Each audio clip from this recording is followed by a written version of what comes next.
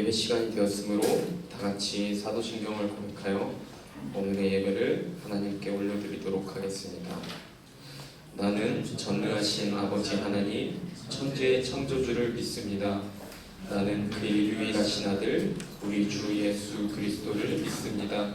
그는 성령으로 잉태되어 동정녀 마리아에게서 나시고 본디오 빌라도에게 고난을 받아 십자가에 못 박혀 죽으시고 장사된 지 사흘 만에 죽은 자 가운데서 다시 살아나셨으며 하늘에 오르시어 전능하신 아버지 하나님 우편에 앉아 계시다가 거기로부터 살아있는 자와 죽은 자를 심판하러 오십니다.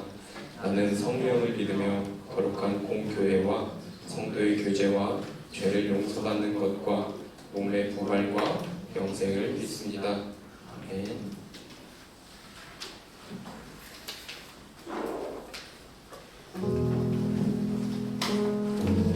네, 여러분 안녕하세요. 오늘의 예배 가운데에도 이 시간을 거룩하게 지키시고 이 자리에 나와 계신 여러분들을 환영하고 축복합니다. 하나님의 크심을 우리가 기억했으면 좋겠고, 또한 그 하나님의 크심 아래에서 우리가 나아가고 행한다는 것을 기억했으면 좋겠습니다. 우리가 어떤 일들을 해나갈 때에 나의 지혜와 나의 명철을 의지하는 것이 아니라 예수님을 힘입어 그리고 하나님의 그 공의 아래에서 우리가 어떤 것을 행하든지 무엇을 마시든지 주 안에서 하라는 말씀처럼 우리가 진정 붙잡을 게 어떤 것인지를 기억했으면 좋겠고, 그렇게 크신 그리고 우리의 생각보다 우리의 그 어떠한 것보다 크신 하나님을 이 시간에 찬양하며 나아갔으면 좋겠습니다.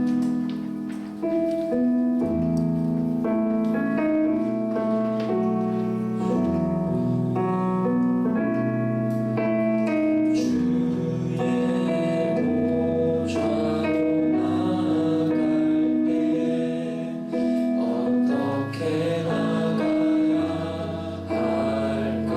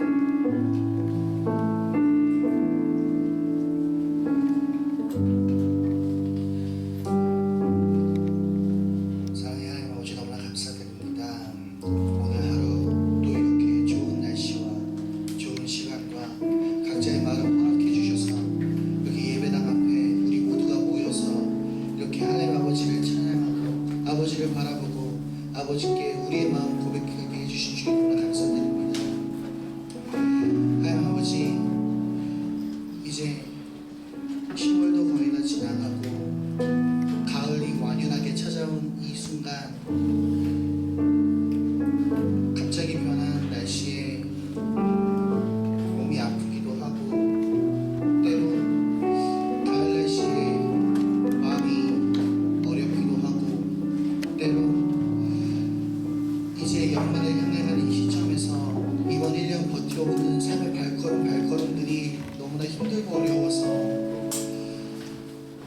많이 지쳐있는 청년들도 많음을 아버지 고백합니다. 하나님 아버지, 우리가 정말 그렇게 마음이 어렵고 환경이 어렵고 삶에 지쳤을 때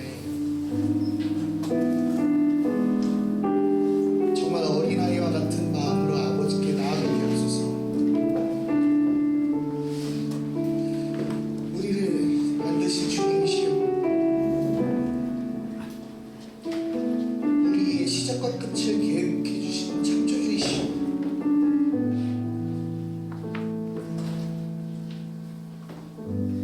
우리의 신앙생활 모든 발걸음들과 세상 속에서 나아갔을 때의 삶의 모습, 모든 그 순간순간들을 우리와 함께 해주시는 하나님 아버지라고 우리는 고백하는데,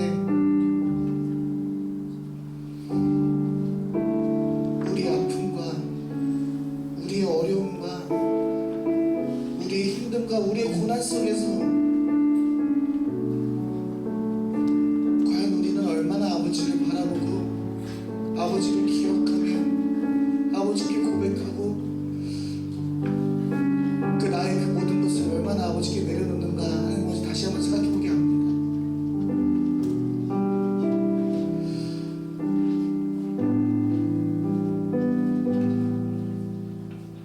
그렇게 힘든 와중에서도 아버지를 떠올리지 못하고, 그렇게 아픈 와중에서도 아직까지도 내가 더 먼저, 그렇게 힘든 와중에서도 어려운 와중에서도 결국 나의 방식이 우선이었던 점을 하나님 아버지, 그렇게 살아왔던 그 걸음들을 아버지 용서해 주시옵소서. 이렇게 청년의 나이까지 와서도 하나님 아버지 이토록 어리석습니다. 이토록 연약합니다. 1년 1년 세월이 지나갈수록 봄이 지나 여름이 지나 가을이 찾아오는 이 순간 속에서도 그렇게 흔들리고 아버지를 잊어버릴 때가 많은 걸 고백합니다. 그렇기 때문에 오늘 이 시간, 이 예배 순간 속에서 다른 거 다 내려놓고 오로지 아버지만 보게 하소서. 아버지를 바라보게 하시고 아버지의 말씀을 듣게 하시고, 그로 인해서 아버지의 손길이 우리에게 얼마나 깊게 뻗어 계시는지를 우리가 느낄 수 있도록 하여 주시옵소서. 그 다른 건 하나 원하지 않습니다. 이 예배 순간에 그토록 힘들었다면, 그토록 어려웠다면, 그토록 고난에 차 있었다면 우리가 우리의 마음과 모든 것들 다 아버지께 내어놓을 수 있도록 하여 주시옵소서. 그거 한 가지만 놓고 기도합니다. 주님이시여, 오늘 이 시간이 진정으로 그렇게 우리가 어린아이와 같이 아버지께 나아가 모든 것을 아버지께 내려놓고 아버지, 그 아버지 품 안에서 힘을 얻고 자유함을 얻을 수 있는 그런 정말 복된 은혜 순간이 되게 하여 주시옵소서. 이 모든 것은 오로지 아버지만이 하실 수 있는 일입니다. 우리의 모든 것을 다 하시고 우리의 모든 것을 계획하시고 우리의 모든 것을 쓰다듬어 주시는 오로지 아버지만 하실 수 있는 일이시니, 오늘 이 시간 오직 한 가지만 놓고 아버지께 기도드립니다. 이제 하나님 아버지, 최춘호 목사님의 설교 순간 또 찾아옵니다. 아버지께서 세워주신 설교자입니다. 그 입술을 아버지 주관해 주사 아버지 말씀 안에서도 우리가 위로를 얻을 수 있도록 해주시고, 그 말씀 안에서 우리가 다음 한 주간의 삶 어떻게 살아가야 될지 그 아버지의 방향, 가르치심을 우리가 깨달을 수 있는 시간 되게 해주셔서, 그로 인해 더더욱 아버지 우리를 아버지께 내어놓을 수 있도록 해주시옵소서.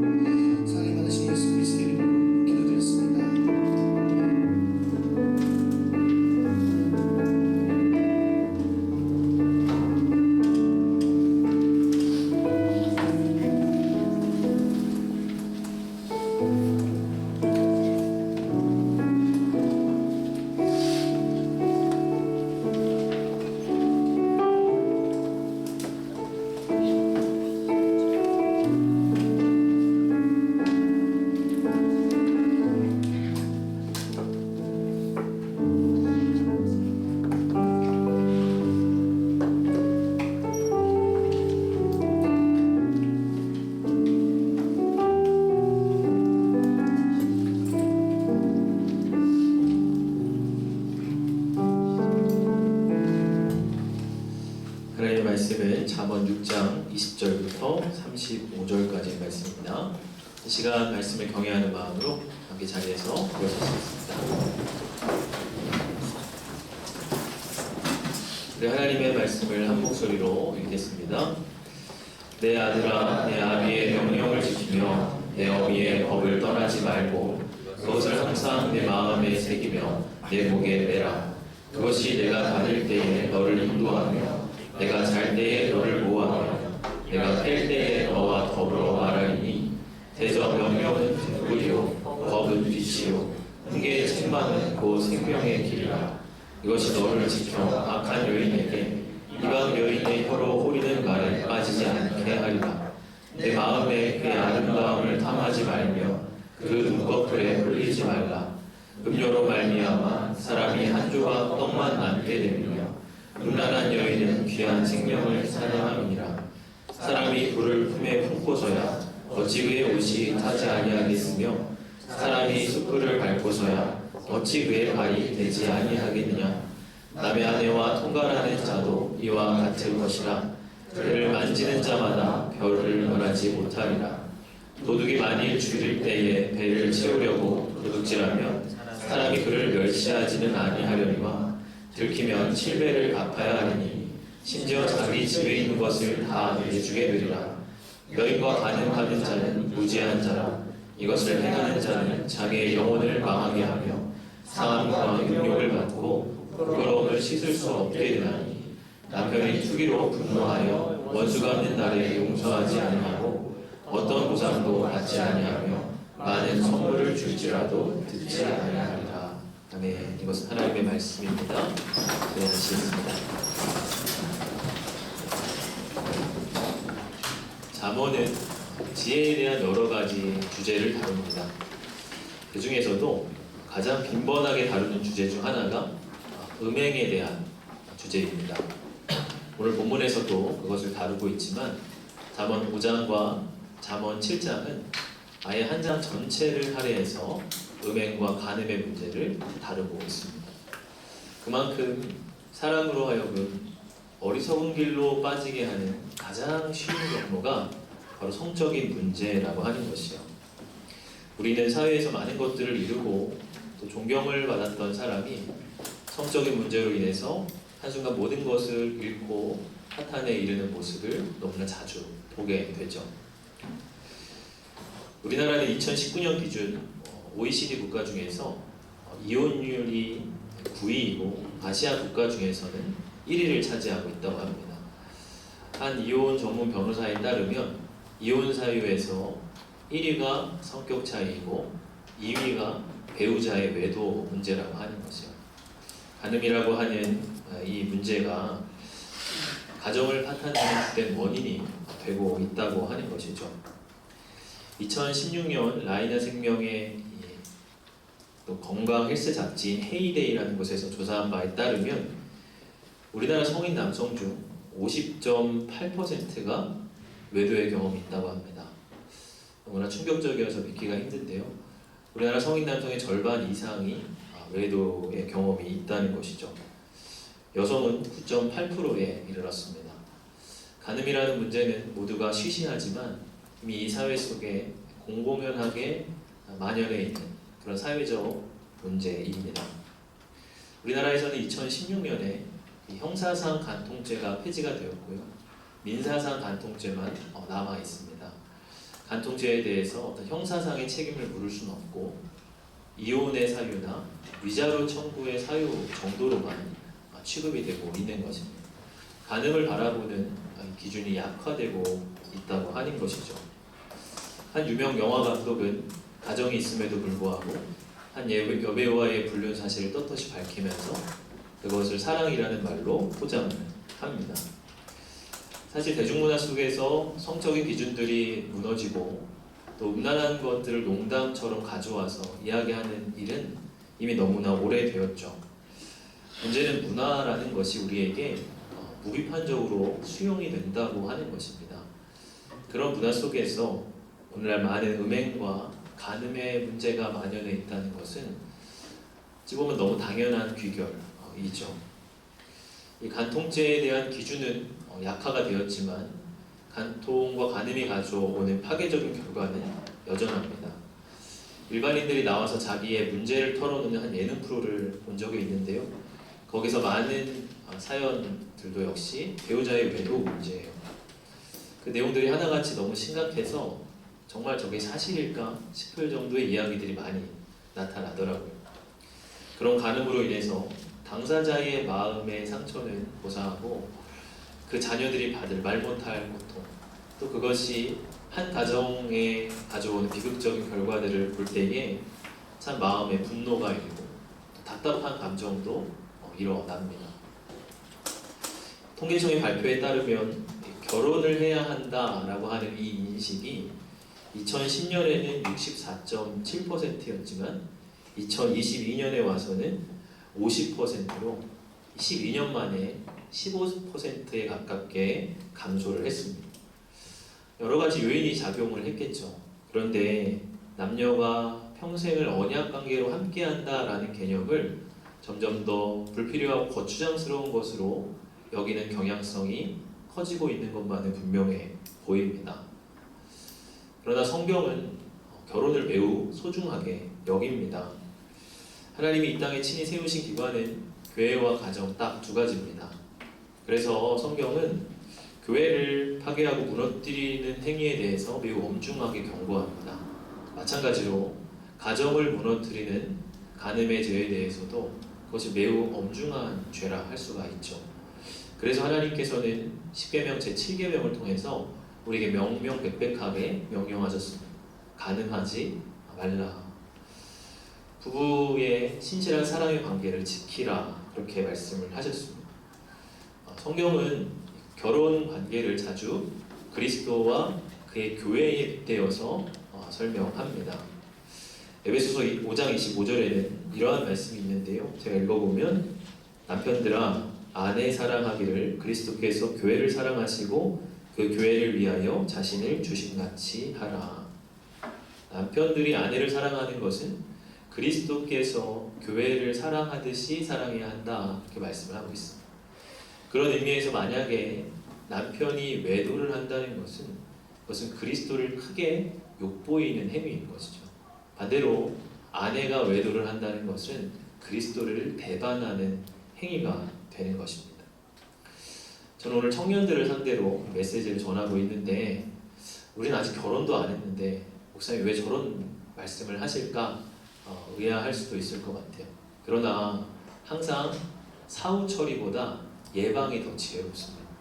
우리 결혼 전에 우리 청년들이 성에 대해서 분명한 또 정확한 기준을 가지고 건강한 가정을 이뤄가는 일은 하나님 나라의 참 복된 일인 것이죠.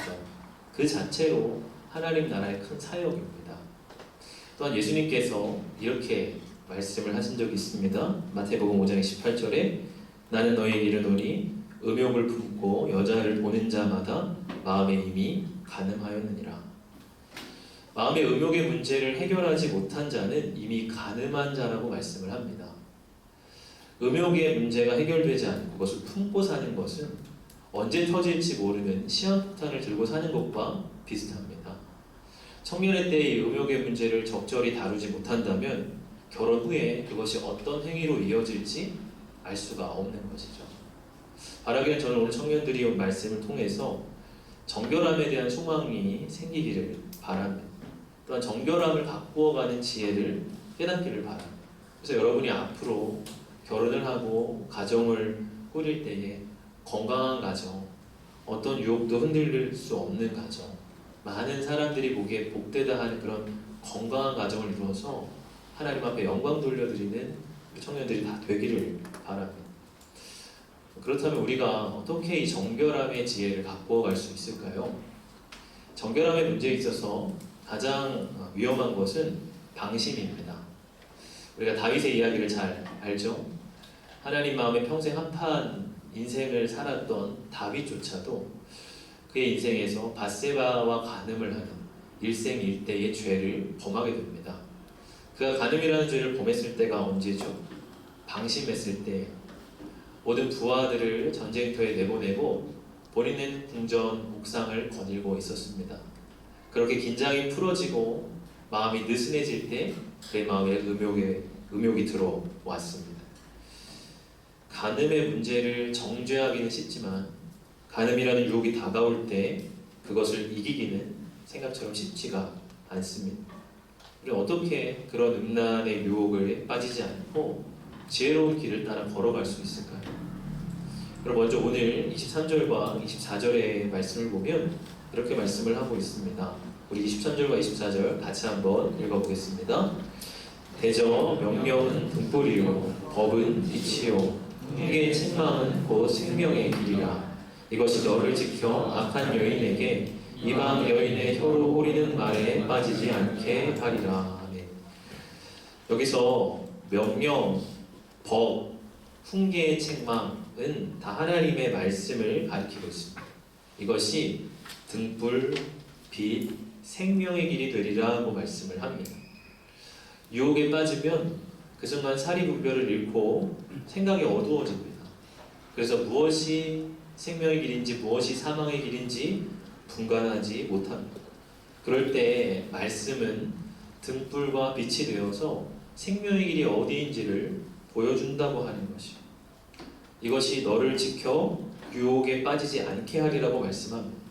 내 마음이나 나의 의지가 나를 지키는 것이 아니라 하나님의 말씀이 나를 지킨다라고 이야기하고 있습니다. 그러므로 정결함의 지혜를 가꾸는 이 첫 번째 방법은 말씀을 붙들라고 하는 것입니다. 시편 119편 9절은 이렇게 말씀을 합니다. 우리 이 말씀 같이 한번 읽어보겠습니다. 청년이 무엇으로 그의 행실을 깨끗하게 하리이까 주의 말씀만 지킬 따름이니이다. 청년이 무엇으로 그의 행실을 깨끗하게 하리이까 라고 하는 것은 청년의 때 행실을 깨끗하게 하기가 그만큼 힘이 들다고 하는 것이죠. 청년의 때에는 다양한 유혹이 있고 또 그 유혹에 대응하는 그런 마음이 취약해진 때입니다. 그러나 주의 말씀만을 지킬 따름이니이다. 이렇게 고백을 하고 있죠. 주의 말씀만을 따라갈 때에 우리의 행실이 거룩해지리라고 약속하고 있습니다. 그리고 오늘 본문은 이런 말씀의 훈련을 자녀에게 부모가 교육을 하는 모습으로 보여주고 있어요. 20절과 21절인데요. 우리 이 말씀 다 같이 읽어봅시다. 내 아들아, 내 아비의 명령을 지키며 내 어미의 법을 떠나지 말고 그것을 항상 내 마음에 새기며 내 목에 매라. 그럼 부모가 자녀에게 제일 많이 하는 말이 뭐죠? 이거 하면 안 돼. 너 그거 하면 다쳐. 너 그거 내려놔. 어린이집에서 너 친구랑 이렇게 해야 돼. 너 선생님한테 그렇게 하면 안 돼. 매 그런 말이거든요. 그래서 그걸 잔소리라고 하잖아요. 근데 사랑하기 때문에 부모는 잔소리를 하는 거예요.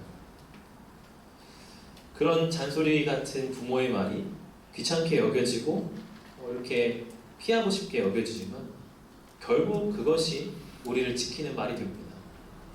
22절의 말씀처럼 그러한 말이 네가 다닐 때 너를 인도하고 네가 잘 때 너를 보호하며 네가 깰 때 너와 더불어 말하리라 이렇게 말씀을 합니다. 너가 어딜 가든 너를 항상 따라다니며 너를 인도하고 지키리라고 하는 것이에요. 그러니 그러한 말들을 네 마음판에 잘 새기라고 이야기하고 있습니다. 여러분 우리가 요셉의 이야기를 잘 알고 있지 않습니까? 창세기 39장을 보면 요셉이 애국으로 팔려가서 보디발 장군의 집으로 들어갑니다. 그때 이 요셉의 나이는 10대 후반에서 20대 초반 정도로 추정이 돼요. 한창 젊음이 꽃필 나이죠. 그런데 이 보디발 장군의 아내가 요셉을 보고 흑심을 품게 됩니다. 보디발이 자리에 없을 때마다 그에게 계속해서 추파를 던지는 거예요. 하루는 보디발 장군과 그의 집에 모든 하인들이 다 집을 비웠던 그 사이에 이 보디발의 아내는 아예 요셉의 옷을 잡아 끌고 자기 방으로 가자고 그렇게 이야기를 합니다. 요셉은 그 순간 그 손길을 뿌리치고 자기 방으로 피해 달아나죠. 그러다가 겉옷이 벗겨지게 되고 그리고 그 옷 때문에 억울한 누명을 쓰게 됩니다. 요셉은 보디발의 아내에게 이렇게 말을 해요. 창세기 39장 9절인데요. 우리 말씀 같이 한번 읽어봅시다. 이 집에는 나보다 더 큰 이가 없으며 주인이 아무것도 내게 금하지 아니하였어도 금한 것은 당신뿐이니 당신은 그의 아내이니라. 그런즉 내가 어찌 이 큰 악을 행하여 하나님께 죄를 지으리까. 요셉은 이 큰 악을 행하여 하나님께 죄를 지을 수 없다 말을 합니다. 한창 혈기왕성했을 요셉이 이 행위가 하나님 앞에 큰 죄가 된다는 것을 어떻게 알았을까요? 아마도 그의 아버지였던 야곱이 그를 어릴 적부터 말씀으로 훈련했을 것입니다. 그에게 하나님은 어떠한 분인지, 하나님 앞에 어떻게 살아야 하는지 그에게 계속해서 여러 모양으로 가르쳤을 거예요. 그것이 요셉의 마음에 새겨지고 그의 목에 걸려졌던 것입니다. 그 말씀이 유혹의 순간에 이 요셉을 지켜주고 보호해 주었던 것이요. 하나님의 말씀이 그와 같이 부모가 자녀에게 잔소리하듯이, 부모가 자녀를 책망하듯이 계속해서 우리에게 다가오고 말씀한다는 거예요. 그러한 말씀을 너는 귀찮게 여기지 말고 잘 새겨 마음판에 새기라는 거예요. 여러분, 손흥민 선수가 요즘 참 대단하죠. 저도 이제 축구에는 별로 관심이 없는데 이 손흥민 선수만큼은 관심을 갖고 지켜보게 되더라고요. 유럽의 가장 최고 리그인 이제 프리미어 리그에서 한 팀의 지금 주장이 됐다는 것을 저는 최근에 알았습니다. 비유럽 선수 중에서는 처음으로 한 팀의 주장이 됐다는 것. 더 놀라운 것은 이 팀이 지금 유럽 리그 전체에서 1위를 하고 있다는 것. 굉장히 이제 위기의 상황 가운데 이 팀이 있었는데 손흥민 선수가 주장이 되면서 또 새로 감독이 교체가 되면서 이 팀이 완전히 탈바꿈한 모습으로 그렇게 나타나고 있어요. 그래서 지금 전 세계가 이 손흥민의 리더십을 주목하고 있다고 합니다. 여러분, 우리가 손흥민 선수를 얘기할 때마다 항상 그를 만들었던 배우에 꼭 누굴 이야기합니까? 이 손흥민 선수의 아버지 얘기를 꼭 하죠. 이 손흥정 씨 아버지 성함인데 그분이 손흥민 씨를 막 훈계하는 이 영상들이 되게 많은데 그 모습을 보면 참 재밌어요. 그 아버지가 손흥민 선수에게 계속해서 막 잔소리 같은 말들을 쏟아냅니다. 야, 너 절대 교만해서는 안 돼. 너 팀은 너 혼자 하는 게 아니야. 너 월드 클래스 아니야. 너 항상 긴장해야 돼. 너 언제 거기서 잠깐이야 떨어질지 몰라. 절제하면서 살아야 돼. 계속해서 이야기를 해요. 근데 그때 손흥민 선수 얼굴 표정을 보면 듣기 싫은 얼굴이에요. 듣기 싫어가지고 근데 그냥 꾸역꾸역 그 앞에 이제 있어요. 어떤 영상을 보니까 심지어 아버지는 계속 옆에서 얘기하는데 막 풀스 게임을 하는 그런 이제 모습도 있더라고요. 그리고 손흥민 선수라고 왜 이제 그런 이야기를 듣고 싶겠어요? 잔소리 같이 아마 여겨졌을 수도 있을 것 같아요. 그런데 그런 반복되는 잔소리가 그의 마음에 들어가고 그의 마음에 새겨지는 거죠. 그리고 그 말이 항상 그를 따라다니는 거죠. 그래서 그가 정말 중요한 순간에 그 말이 생각나고 그렇게 행동하게 되는 거예요. 그러한 인격 형성과 성품 훈련이 지금 이 손흥민이라는 선수를 최고의 리더십으로 지금 칭송되게 그렇게 만들었지 않았나 생각을 합니다. 이 모습을 보면서 하나님이 우리를 다루어 가시는 모습과 참 비슷하다는 생각을 했어요. 하나님 역시도 아버지처럼 또 어머니처럼 자녀들을 말씀으로 훈육하십니다. 그리고 우리도 하나님의 명령과 훈계가 잔소리처럼 느껴질 수도 있어요. 매일 똑같은 말의 반복인 것처럼 느껴질 수 있습니다. 그런데 여러분, 결국 그런 부모의 잔소리가 나를 형성하는 거예요. 내가 한두 번 대단하게 감동받은 어떤 이야기가 아니라 매일같이 나를 훈육했던 그 잔소리 같은 말이 나를 만들어가는 것이거든요. 하나님의 말씀이 그와 같습니다. 매번 반복되는 이야기인 것 같고 같은 이야기인 것 같지만 그 말씀이 지금 나를 만들어가고 형성해가고 있어요. 중요한 것은 이 말씀의 자리 앞에 계속 나를 앉혀다 놓는 거예요. 때로 반복되는 것 같고 듣기 싫고 때로 부담스러운 것을 피하고 싶지만 그럼에도 계속 말씀의 자리를 지키는 것입니다. 그럴 때 24절의 약속처럼 이것이 너를 지켜. 내가 말씀을 지키는 것 같았지만 말씀이 나를 지키는 경험을 하게 되는 거죠. 우리 청년들이 하나님의 말씀을 붙들고 살며 세상의 많은 유혹 앞에 정결함으로 지혜로 살아갈 수 있기를 바랍니다. 두 번째로 27절과 28절 말씀인데요. 우리 하나님의 말씀 같이 한번 읽어봅시다. 사람이 불을 품에 품고서야 어찌 그의 옷이 타지 아니하겠으며 사람이 숯불을 밟고서야 어찌 그의 말이 되지 아니하겠냐. 불을 품에 품고 있으면 당연히 옷이 타게 되겠죠. 또 숯불을 발로 밟고 있으면 그 발이 당연히 데이게 될 겁니다. 그럼 여기서 불은 사람이 품는 마음의 음욕을 말하고 있어요. 이 본문은 음욕이 가져오는 파괴적인 결과를 말을 하고 있습니다. 그러므로 간음의 유혹을 피하기 위해서 두 번째 방법은 결과를 생각하라는 거예요. 여러분 30절의 말씀을 보면 도둑이 만일 줄일 때에 배를 채우려고 도둑질하면 그나마 그 사람은 그래도 멸시는 받지 않으리라고 이야기를 합니다. 정상 참작이 된다는 거죠. 그럼에도 불구하고 들키게 되면 7배를 갚아야 하고 심지어 자기 집에 있는 것을 다 내주어야 할 수도 있다고 말을 해요. 그런데 간음의 결과는 이보다 더 파괴적이라고 합니다. 32절을 보면 이것을 행하는 자는 첫째로 자기의 영혼을 망하게 해요. 자기의 영혼이 죽어요.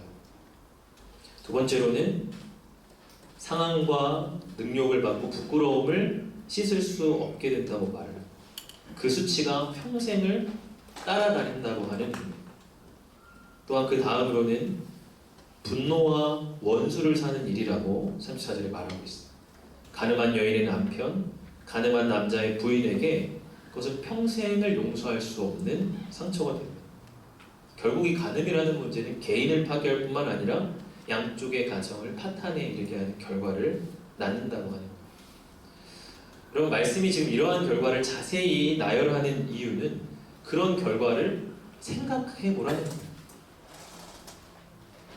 어리석은 사람의 특징은 결과를 생각하지 않는다는 겁니다.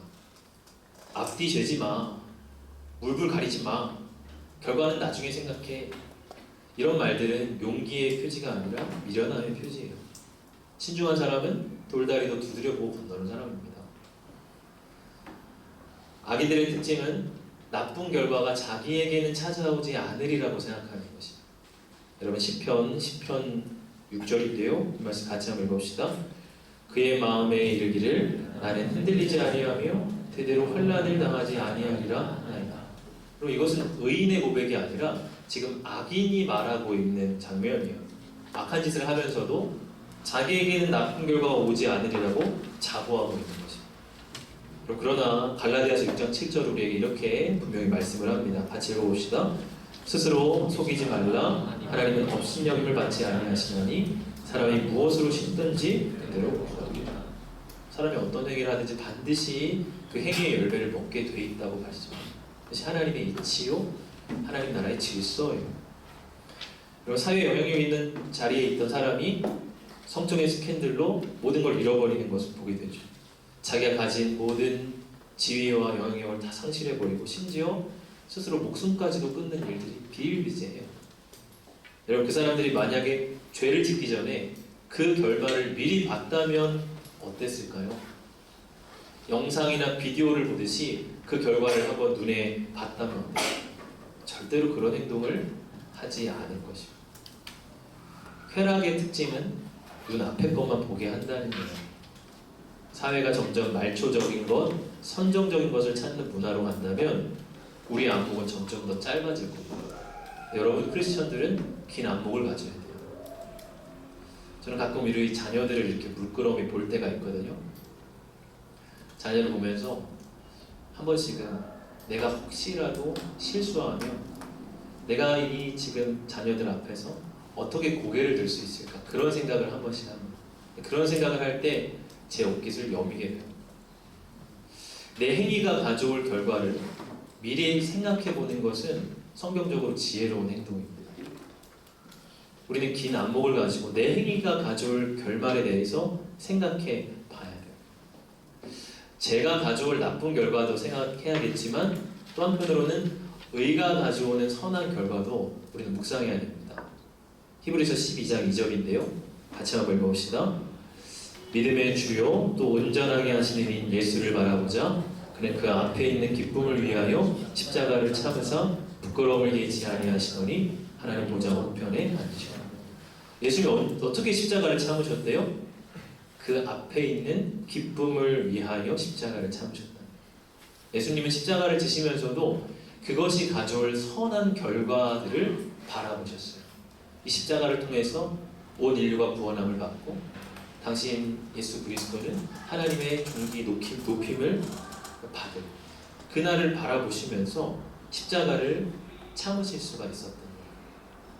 악한 행위에는 악한 결과가 따르고 하나님 앞에 선한 행위는 반드시 선한 결과가 따라오고 분명 나의 행동이 가져오는 결과가 있어요. 여러분 어떤 유혹의 순간 앞에 당장의 눈앞에 있는 것을 주목하지 말고 그 행위가 가져올 결과에 대해서 반드시 생각하십시오. 그럴 때 내 행동이 책임감이 있어지고 내 행동에 지혜가 따라오게 됩니다. 마지막 세 번째로 오늘 특별히 오늘 본문은 아니지만 바로 앞에 잠언 5장 15절의 말씀인데요. 잠언 5장 15절의 말씀 한번 같이 보겠습니다. 너는 내 우물에서 물을 마시며 내 샘에서 흐르는 물을 마시라. 여기서 너의 우물에서 물을 마시라는 것은 너의 부부관계를 누리고 즐거워하라는 뜻이요. 바로 밑에 18절을 가보면 이렇게 말씀을 합니다. 같이 읽어봅시다.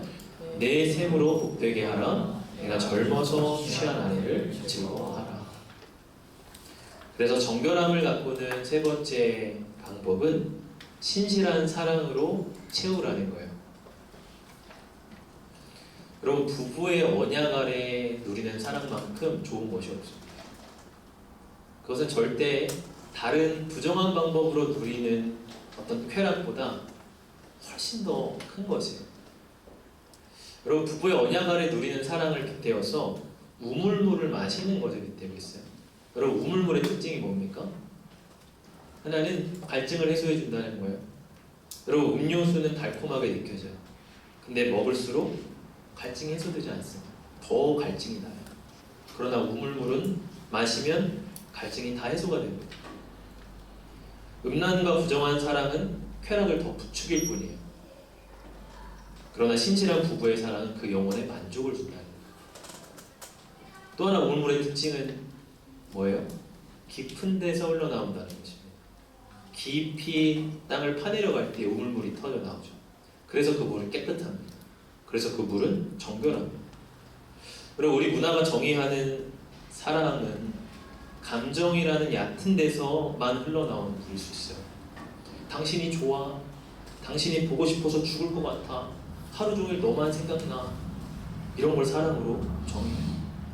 여러분 물론 그것도 사랑의 한 면입니다. 그러나 감정은 일시적이에요. 감동은 유동적이에요. 그래서 그것은 아직 얕은 사랑이에요. 그리고 우리는 깊은 사랑을 배워야 돼요.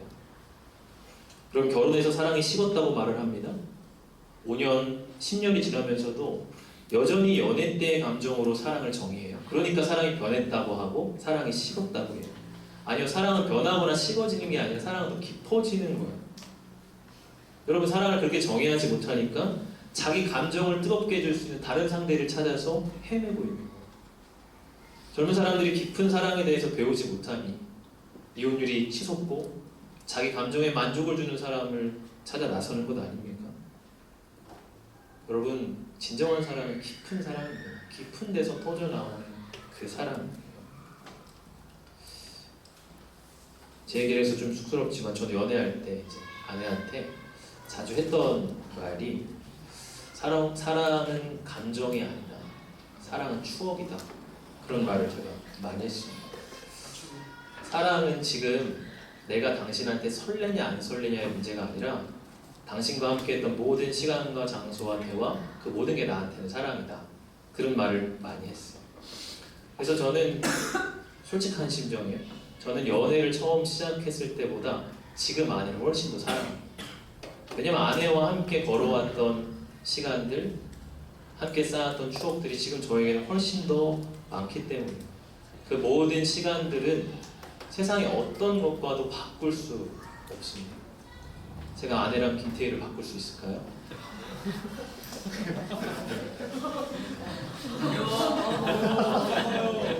절대 그럴 수 없죠.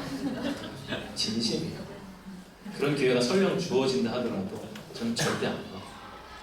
왜냐면 아내와 10년 넘게 걸어왔던 시간과 또 그와 함께 다녔던 장소와 그와 함께 나누었던 많은 말들이 있기 때문에 그런 추억들이 저한테는 어떤 것과도 바꿀 수가 있는 것입니다.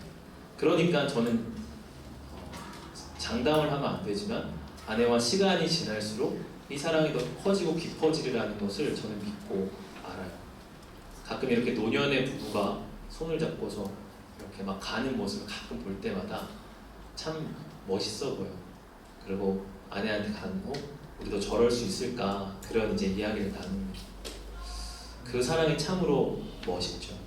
신실한 사랑으로 일평생을 함께한 사랑보다 더 귀한 것은 없다고 하요. 신실한 사랑으로 채우십시오. 특별히 청년의 때의 신실한 사랑은 예수님과의 관계를 통해서 진정으로 배우게 됩니다. 딱 한 가지 이야기를 하고 마칠게요. 예수님 스스로가 당신을 우물물에 빗대신 적이 있어요. 요한복음 4장을 보면 사마리아 수가성의 한 여인이 물을 찾아서 우물물을 기르기 위해 나옵니다. 근데 그 여인은 이전까지 남편이 5이 있었고 지금 함께 동거하는 남자도 네 남편이 아니라고 말해요. 그거는 정식적인 결혼 생활이 아니라 동거 생활을 하고 있다는 거죠. 그녀는 음행이라는 생활 방식에 익숙한 여자였어. 어쩌면 성경은 그녀가 우물물을 기르러 나온 것이 평생 진정한 사랑에 허덕이고 목말라 하는 모습으로 비추어주고 있습니다. 그런 그녀에게 예수님께서 이렇게 말씀을 하십니다. 요한복음 4장 13, 14절입니다. 같이 읽어봅시다. 예수께서 대답하여 이르시되 이 물을 마시는 자마다 다시 목마르려니와 내가 주는 물을 마시는 자는 영원히 목마르지 않으리니 내가 주는 물은 그 속에서 영생하도록 솟아나는 샘물이 되리라. 아멘. 예수님께서 그녀 안에 목마르고 허덕이는 심령의 갈증을 온전히 채워주시고 영원히 목마르지 않겠다고 다시 그녀는 그런 예수님의 인생의 구주를 영접합니다. 그녀의 인생이 나중에 어떻게 되었는지 성경에 기록되어 있지 않아요. 그러나 그녀가 예수님과 동행하며 정결한 인생을 살았으리라는 것을 우리는 충분히 짐작해 볼 수가 있습니다. 사랑하는 우리 청년들이 청년의 때 예수님과 신실하게 동행하기를 바랍니다. 그분과의 신실한 사랑으로 영혼을 채우기를 바랍니다. 여러분 그 사랑을 배워가고 훈련하길 바랍니다. 여러분 그런 사랑의 맛을 아는 사람은 내가 앞으로 건강한 가정 이룰 수 있을까? 걱정 안 해도 돼요. 그 사랑의 지혜를 아는 사람은 내가 앞으로 좋은 배우자 만날 수 있을까? 그 염려 안 해도 돼요. 그 사람 다 만나게 돼 있어요. 그리고 그런 사람 가정 이뤄서 반드시 행복하게 삽니다. 저는 그런 경우를 수없이 많이 봤어요. 예수님을 사랑하고 그분과 동행하십시오. 걱정하지 마시고. 말씀 정리합니다. 우리 안에 정결함의 지혜에 대해서, 특별히 이 사회 만연해 있는 간음이라고 하는 죄의 문제에 대해서 우리는 절대적으로 피해야 된다. 간음의 죄를 절대 범하면 안 된다. 하나님 앞에 큰 죄다 말씀을 드렸고요. 그를 위한 3가지 하나님의 말씀을 붙들어야 되고, 두 번째는 그것이 가져올 결과를 생각해야 되고, 세 번째는 신실한 사랑으로 나의 영혼을 채워야 한다는 것입니다. 오늘 주님이 주신 소중한 지혜를 붙들고 세상을 정결함으로 살아가신 여러분 되시기를 주의 이름으로 축복합니다. 찬양합시다.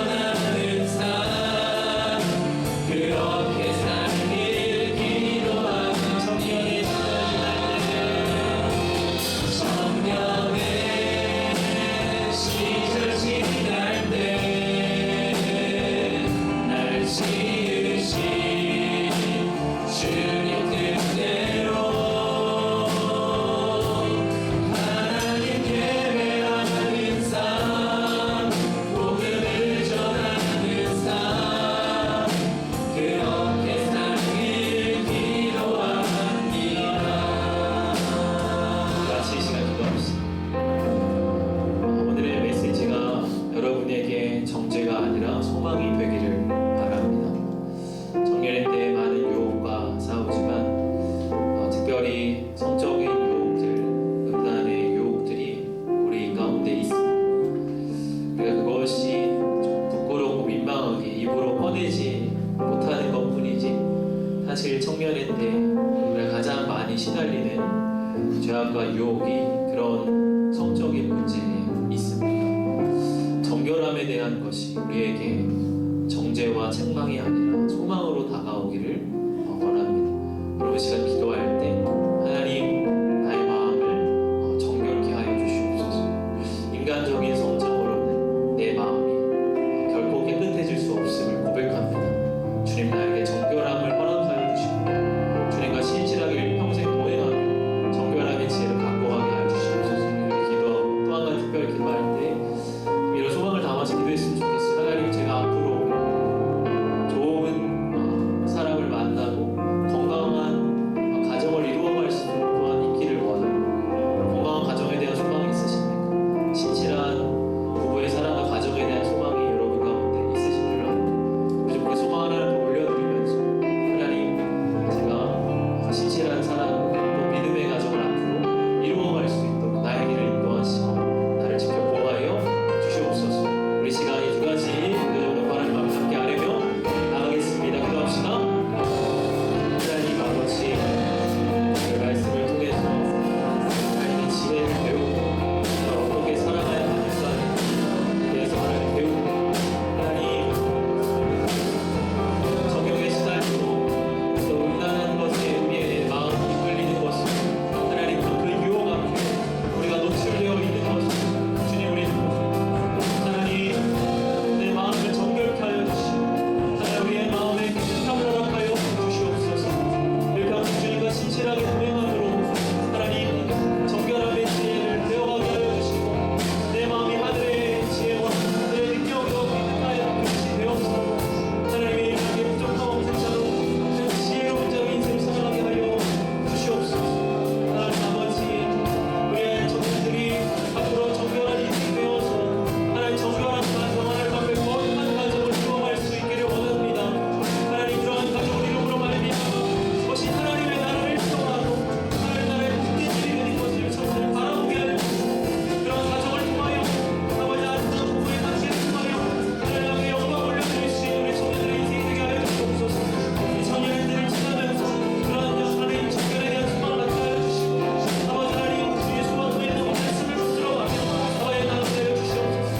그래서 아버지 청년들의 인생의 결론과 결말이 하나님 생명에게 복된 길로 걸어가 하나님의 영광 받고 많은 사람들에게 좋게 여김받는 아름다운 청년들의 인생이 되어지도록 주님의 역사하여 하나님 오늘 하나님의 말씀을 통하여 인생의 참 지혜를 배우게 하시니 감사합니다. 하나님 우리가 죄악의 길로 빠져 하나님 어리석음의 인생을 살아가지 않게 하여 주시고 하나님의 정결함으로 우리의 마음을 바꾸어가 생명의 길 복된 길로 나가게 하여 주시옵소서. 하나님 우리 청년들을 축복합니다. 아직 젊음의 때 청년의 때를 지나지만 언젠가 또 배우자를 만나고 또 하나님 가정을 이루게 될 또한 사람들입니다. 하나님 건강한 가정에 대한 소망을 주시고 미래에 대한 그러한 거룩한 소망을 허락하여 주시옵소서. 우리 청년들 한 사람 한 사람이 정결한 인생이 되어서 정결한 가정, 거룩한 가정을 이루므로 말미암아 하나님께 영광이 되고 그 가정을 통해 하나님 나라를 이루어갈 수 있는 아름다운 주의 백성들 되게 하여 주시옵소서. 아버지 이 시간 주 앞에 귀한 예물 올려드립니다. 주정원금으로 선교예물로 하나님 앞에 바칩니다. 하나님 귀한 예물 연락하여 주옵시고 우리 청년들의 삶 속에 물질의 복 또한 허락하여 주시고 물질 문제로 인해서 낙심하거나 또 염려하지 않게 하여 주시고 때마다 시마다 공급하신 아버지의 손길을 경험하는 우리 청년들 모두 삶이 되게 하여 주시옵소서. 모든 것 감사드리오며 우리 주 예수 그리스도 이름으로 기도하옵나이다. 아멘.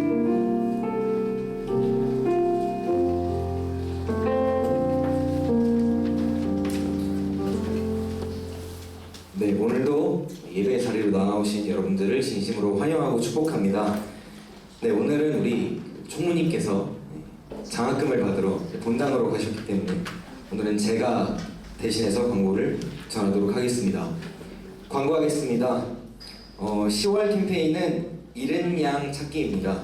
네, 잃어버린 단 한 마리의 양조차도 귀하게 여기신 우리 하나님의 사랑을 본받아서 하나님께서 우리에게 찾으라고 명하신 그 한 영혼들을 기억하고 마음에 품고 기도로 나아가는, 그래서 하나님께 돌아오길 간구하는 우리 청년들이 되기를 진심으로 소망합니다. 다음으로 선교주일이 다음 주일인데요. 이번 달 선교 국가는 이탈리아입니다. 그래서 이탈리아 민족과 현지에서 선교의 사명을 품고 사역 중이신 우리 선교사님들을 위해서 또 기도로 또 후원하는 우리 청년부가 되길 소망합니다. 다음으로 금요철야 예배 청년부 특송이 있는데요. 2023년 10월 27일 금요일에 있습니다. 네. 그래서 저희 청년들은 밤 8시 반까지 교회 건건물 그 2층 전 유년부실로 모여서 연습을 한 뒤에 본당으로 이동을 해서 특송을 하도록 하겠습니다. 다음으로 경건회가 이제 매주 주일 오후 1시마다 뒤쪽에서 있습니다. 예배 시작 전에 함께 기도로 마음을 모으는 청년들이 되길 소망하고요. 다음으로 다니엘 중보 기도 모임이 매주 수요일 밤 9시부터 있습니다. 장소는 그대로 교회 본 건물 1층 전 유치부실에서 있을 예정입니다. 네, 추가 광고가 있는데요. 그 리더 리트릿 설문지가 있는데요. 그 리더 리트릿 설문지를 받으신 분들도 있을 텐데 아직 안 받으신 분들은 예배가 끝나고 난 뒤에 이쪽으로 나가실 때 저희 임원들을 통해서 받으시면 되겠고요. 리더 리트릿 다녀오신 분들만 받아가시면 됩니다. 그래서 설문지 작성하시고 우리 리더님들께서는 리더 모임 때 오셔서 저에게 제출을 해주시면 감사하겠습니다. 네, 그리고 마지막으로 우리 목사님께서 추가 광고를 해주시겠습니다. 오늘 나가실 때요, 하나를 여러분이 받게 될 텐데요. 우리가 10월 캠페인이 이제 잃은 양 찾기 있잖아요. 좀 요 하반기 10월, 11월, 12월 계속해서 좀 우리가 전도 그리고 잃은 양 찾기에 좀 힘쓸 그런 방향을 가지고 있습니다. 그런데 이제 감사하게도 우리 새가족팀에서 먼저 한 발 앞서서 이렇게 우리가 전도에 또 잃은 양 찾기에 이렇게 소중하게 쓸 수 있는 그 전도지를 이렇게 제작을 해줬어요. 굉장히 제 전도지가 제가 이렇게 좀 보여드릴게요. 지금 멀어서 작아서 안 보이실 텐데 굉장히 세련되게 잘 만들었고 딱 이제 명함 크기로 이렇게 만들었어요. 그래서 우리가 흔히 아는 그 전도지보다 되게 청년 감성에 맞는 그러한 전도지고 뒤에 보면 이제 QR 코드도 있습니다. QR 코드를 찍으면 이제 우리 청년부 여름 수련회 했던 그 영상을 볼 수가 있는데 이걸 통해서 좀 전도하기가 쉬울 것 같고 제가 일부러 이제 좀 명함 크기로 만들면 좋겠다 했던 이유가 그 청년들이 갖고 평상시에 항상 보관해놓고 다니다가 주기에 용이하겠다는 생각이 들었어요. 저는 이제 여기 이 뒤에다가 이렇게 껴놨었거든요. 이제 제 아내도 이렇게 핸드폰 뒤에다가 이렇게 이걸 하나 넣어놨는데 처제가 이제 이걸 보고서 뭐냐고 물어보더래요. 저희 처제가 중학교 때까지는 신앙생활 하다가 지금 이제 좀 신앙생활을 잠시 안 하고 있어 전도 대상자인데 먼저 이걸 물어보더라고요. 그래서 이거를 주면서 이렇게 이거다 하고 이렇게 아내가 이야기도 하고 줬다고 그래요.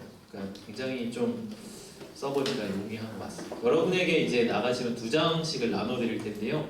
이 2장을 10월 한 달 잃은 양 찾기 캠페인인데 잃은 양을 찾는데 여러분들이 소중히 쓰시기를 바랍니다.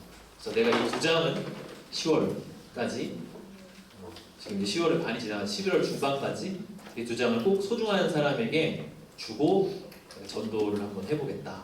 그런 좀 마음 가지면 좋을 것 같고 이 디자인은 특별히 우리 새가족 팀에서 우리 귀한 경화자매가 직접 디자인을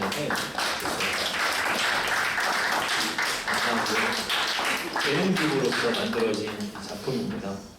여러분 소중하게 잘 다루시고 사용하셔서 10월, 11월, 12월까지 좀 우리 전도함에 힘쓰는 청년들 되기를 바랍니다. 축복하겠습니다.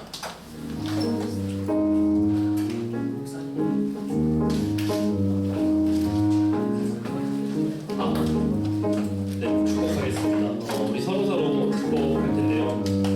우리가 청년회 때 세상에 만연한 여러 유혹과 또 걱정이 그런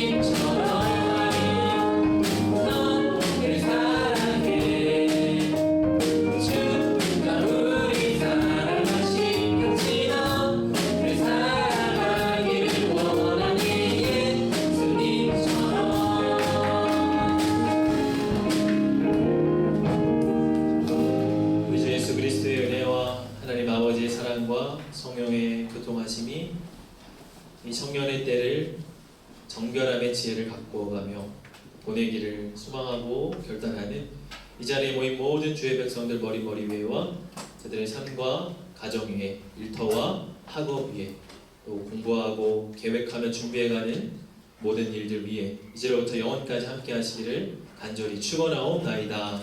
아멘.